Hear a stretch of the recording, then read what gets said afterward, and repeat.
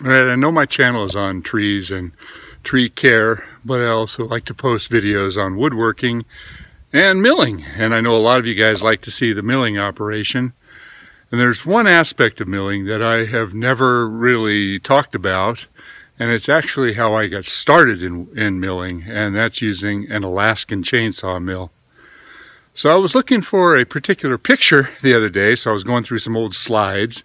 Yeah, I've still got slides. And I found a carousel of old milling pictures, and I thought, you know, that might be kind of cool to show a video kind of old school as a slideshow. So I'm going to see what I can do.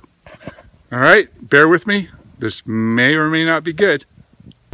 Okay, we're going way back in time now to 1975. I'm a young man here. This is my friend Paul, and I bought a piece of property. So I'm showing this slideshow because I'm trying to do a little bit of old school, but you know what? This just isn't cutting it for me. I remember why I don't like slides. So let's clean them up a little bit and do it a little bit more modern digital here. Same slides, but I cleaned them up, put them through Photoshop, and it's amazing how much better they look. Getting back to the story.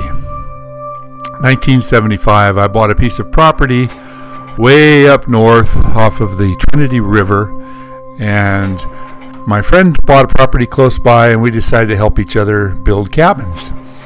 So we cut down this big dying pine tree. It was a big sugar pine that was starting to die, and before it got full of bugs, we decided to harvest it and mill it, and we turned the whole thing into 4x6s.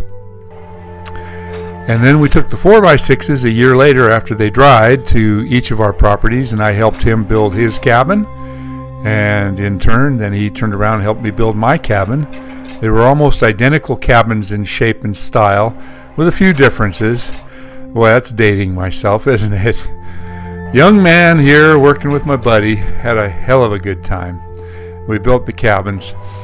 Anyway, advanced forward about 10 years in time, and I bought my first Wood Miser sawmill, and this was an LT30. It didn't have any hydraulics, an 18 horsepower motor, but I did a heck of a lot of milling with this Wood Miser bandsaw mill.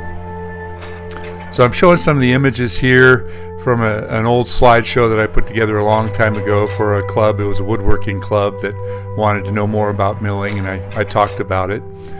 And over the years, I did a lot of custom milling for other people, as well as a lumber yard that brought in exotic hardwoods from all over the world.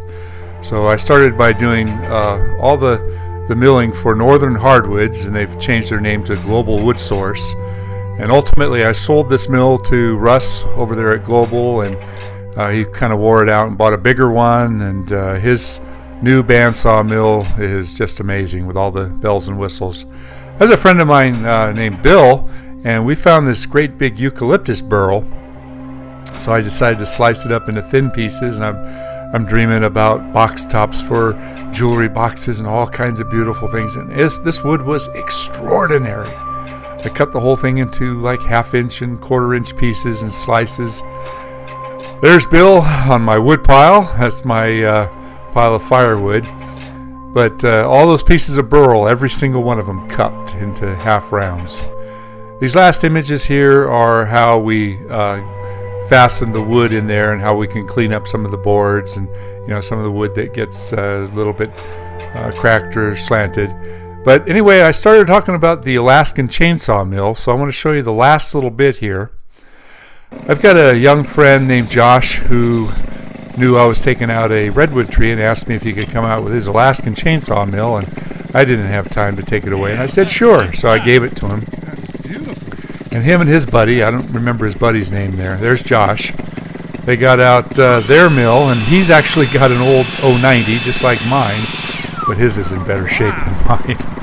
And here you'll see it go in just a little bit. He cut some absolutely gorgeous slabs out of this piece of redwood. There's that mill. I showed it at the beginning of the video here. Look at how nice that old 090 is. Isn't that a beautiful machine? They don't make those anymore. And what what a powerhouse. What an amazing tool that is. You know, I still have an Alaskan mill, and I've still got the saw, but I haven't used it in so many years. But seeing Josh here, it's kind of inspiring me. I'm thinking, you know, damn, I should get mine out and try doing that again. I remember how much work it is. He's kind of fiddling around here, and these old saws, they're kind of touchy, and they get clogged up and jammed up. And he finally got it running a lot better. That last bit of footage there wasn't running too good. But look at that grain. Look at how beautiful that is. Absolutely amazing. Well, I hope you enjoyed this little blast to the past and discussion about what Alaskan mills are all about. And as always, please leave comments, subscribe to my channel, and give me a thumbs up if you don't mind. Thanks a lot.